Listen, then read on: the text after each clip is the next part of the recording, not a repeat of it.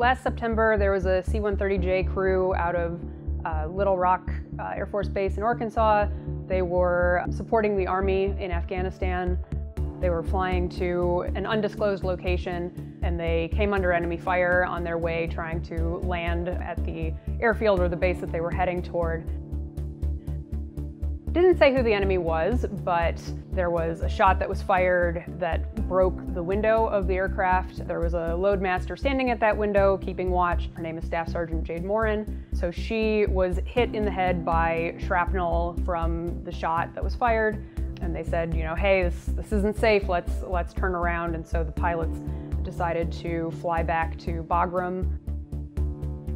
On the way back, they radioed in, they said, this isn't going well for us. Let's try and get some replacement crew members spun up.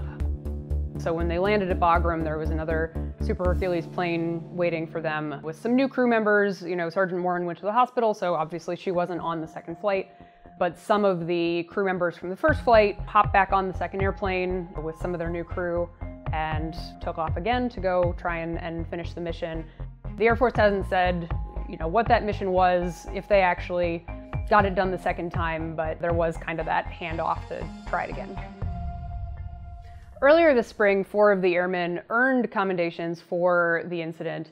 The pilot on board the C-130J earned the Distinguished Flying Cross, which is one of the top awards for heroism in flight, and 3 other people earned air medals, including Staff Sergeant Morin, the junior loadmaster on board, and the other pilot that was on board. I talked to Staff Sergeant Morin via Facebook, and she praised the other airmen, the crew that was on board the C-130J that day, for helping get her back to safety. She said that she's still not back up for flying. She's had a few surgeries since the incident, but she hopes to be back up in the air soon. The war in Afghanistan is not over, was not over as of September, will not be entirely over into the future. The Air Force is still going to be flying there. People will still be flying into danger and dangerous situations when they're there, and we'll probably still continue to hear about incidents like this.